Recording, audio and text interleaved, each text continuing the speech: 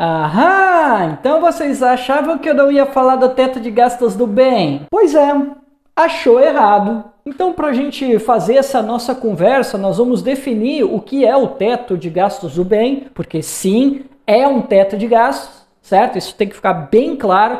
Vamos também conversar sobre os falsos debates em torno dessa nova regra fiscal. Vamos discutir possíveis problemas e por que a gente considera inadequado que se discuta uma nova regra fiscal, dado o cenário que nos encontramos neste momento, ainda que não tenhamos um projeto. Lembrando que foi apenas uma apresentação e o projeto deve ser apresentado ao Congresso Nacional no dia 15 de abril, para aí nós conhecemos um projeto para ver se ficou melhor ou se ficou pior. Mas e aí, do que se compõe o tal teto de gastos do bem? Despesa primária referente ao mês de junho do exercício anterior. E o que é despesa primária? São os gastos do Estado com serviços à população, como por exemplo, saúde, educação, segurança, assistência social, entre outros serviços de interesse da população. O segundo item é o IPCA, que é o Índice de Preços do Consumidor Amplo. E o que é o IPCA? Esse é o índice principal que compõe a nossa taxa Selic, a nossa taxa básica de juros. E esse é o índice que diz sobre a variação para baixo ou para cima do preço do quilo do tomate, do quilo da banana, do quilo do arroz, do quilo do feijão, do pacote de massa. Só para a gente deixar um pouquinho mais didático aqui o nosso exemplo, a gente usou os alimentos como um referencial. E o terceiro item, que é a inovação, com relação ao teto de gastos do Temer, são as bandas cambiais. E essas bandas cambiais, elas são um valor referencial para um teto de investimentos, cujo valor é de 0,6%, o teto mínimo, e 2,5% o valor máximo do teto. Mas calma que tem mais, porque o governo ele impôs um limite de 70% dos gastos da receita de 12 meses do ano anterior. Isso se tiver superávit, porque se houver um cenário em que nós teremos o déficit, aí neste caso nós teremos uma limitação, uma punição imposta pelo próprio governo, no qual ele poderá gastar apenas 50% da receita de 12 meses do ano anterior. Lembra quando eu falei para vocês daquelas bandas cambiais? Pois então, elas entram nesse cálculo aqui do limite de despesas. Quer dizer, se a economia ela estiver bombando, se o governo conseguir fazer o superávit primário, que é o que ele desenha aí, que o superávit primário é aquela situação em que as receitas são maiores do que as despesas. Se a situação for essa, as despesas elas não deverão oscilar mais do que 2,5% ao ano. Agora, se a situação for oposta, o governo estiver gastando mais do que arrecada, aí nesse caso o teto vai ser de 0,6% ao ano, não pode ultrapassar isso. E por que raios que o governo precisava apresentar um novo teto de gastos, uma nova regra fiscal, em menos de 100 dias, quando foi delimitado no governo de transição que ele poderia apresentar essa regra lá em agosto? A primeira razão dentro dos marcos liberais é de que as instituições, os governos precisam mostrar compromisso com o ajuste fiscal, precisam mostrar bons sinais para as instituições, sejam elas os bancos, sejam elas os investidores internacionais, a mídia, entre outros. Nem sempre eles falam, mas é para esses que eles querem fazer o ajuste fiscal. E a entrevista da Simone Tebet, que é a ministra do Planejamento, ela encaminha justamente nesse sentido. Ela disse que correram para fazer a reforma fiscal primeiro justamente por essas razões que eu elenquei para vocês. E a segunda razão é porque em breve nós teremos uma votação da LDO. Então o governo pretende apresentar a proposta, que no momento é só um PowerPoint, mas eles querem apresentar a proposta, justamente para que ela seja chancelada pelo Congresso Nacional e passar aqueles áreas de confiança, assim como foi no nosso exemplo anterior.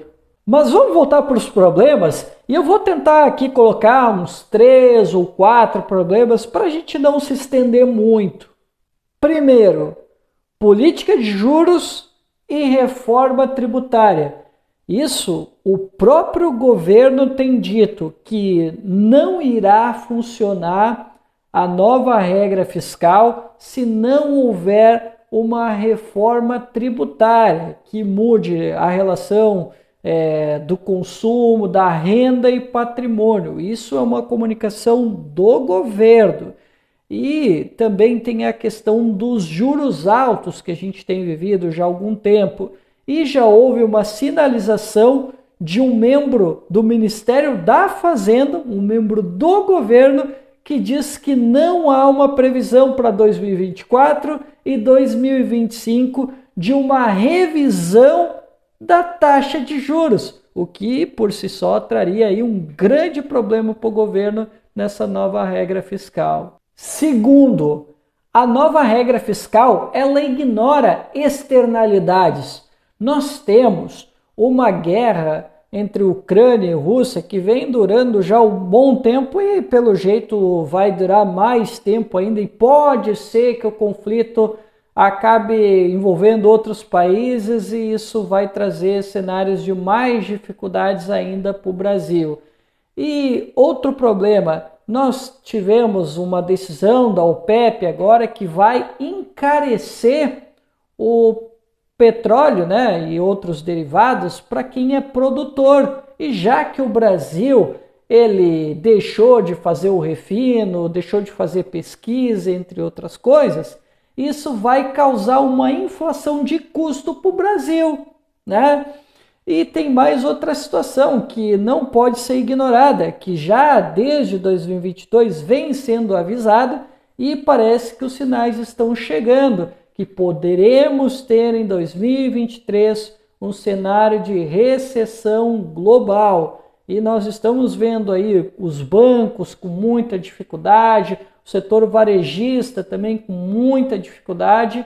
Então pode ser que aconteça esse cenário, e se acontecer vai ser uma grande tragédia para as pretensões do governo com esse novo ajuste fiscal. Terceiro, o Congresso Nacional, porque muitas pessoas estão nutrindo uma ilusão de que de repente o governo pode apresentar no projeto uma proposta melhor, porque até o momento foi só uma apresentação de PowerPoint, mas vai ser apresentado um projeto. E aí muitas pessoas têm aquela consciência ingênua de que pode ser que o governo apresente no projeto uma proposta melhor. Mas aí é que reside o grande risco, porque se for uma proposta que tenham mais escapes, mais saídas para eventuais problemas, como por exemplo uma recessão, né, ou outra situação, aí o Congresso pode não gostar da proposta, ele pode avocar para si, porque a correlação de força, segundo o petismo, ela é desfavorável e os números da oposição são muito maiores. Daqui a pouco o Lira avoca para ele, né, de tocar essa nova proposta fiscal e de repente sai algo muito pior do que a proposta original. Esse é um dos riscos. E o quarto problema, voltando para a questão tributária, o Haddad, em um encontro com empresários, ele disse que era preciso enfrentar os jabutis tributários, porque se isso não acontecesse, houvesse alguma resistência com relação a isso, já que a reforma tributária ela costuma aí dizer na retórica que todo mundo quer, mas na prática ninguém quer, e se os jabutis não forem enfrentados, segundo o ministro da Fazenda, Fernando Haddad, vão ter que ser cortados os programas sociais como o Bolsa Família. Aí tu imagina a impopularidade, porque essa é a grande política social do governo do PT. Eu diria que é a economia política do PT. Vocês já imaginaram como é que vai ficar a popularidade do governo caso tenha que precisar fazer o corte nos programas sociais? Agora eu quero me voltar sobre o falso debate que tem se feito por aí.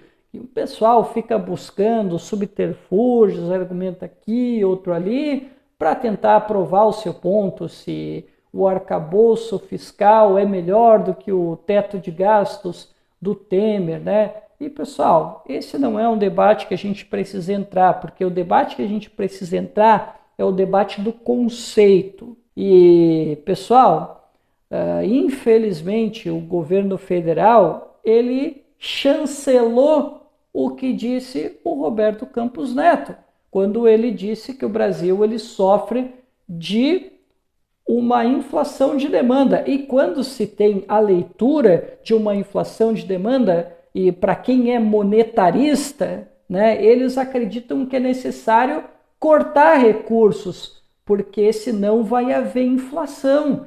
E é exatamente isso que o governo está comunicando. Agora, pessoal, a pergunta que não quer calar e ninguém quer responder: para que o Brasil precisa de um ajuste fiscal com menos de 100 dias de governo? Pessoal, precisa colocar um limite no investimento para poder sair da crise? Pessoal, de 2015 para cá, e se o governo conseguir terminar o mandato em 2026, nós vamos fechar 11 anos de ajuste fiscal. E além das reformas liberais que todo mundo do meio liberal disse que precisavam para que o Brasil voltasse a crescer, gerasse emprego, segurança jurídica, entre outras parafernálias que eles usaram como argumento. Tudo isso adiantou? A austeridade funciona mesmo? E aí eu pergunto para vocês de novo: precisa de uma regra fiscal? E aí, o que vocês pensam? Deixa os comentários de vocês aqui no vídeo, deixa o like, compartilha, ativa o sininho para vocês receberem as notificações de novos vídeos. E o último recado: se vocês quiserem entender um pouquinho mais sobre a nova regra fiscal do Haddad, pega aqui o comentário fixado e assiste ao vídeo do Fred Krepp, que vocês vão entender muito melhor essa nova regra fiscal. Então é isso, até o próximo vídeo.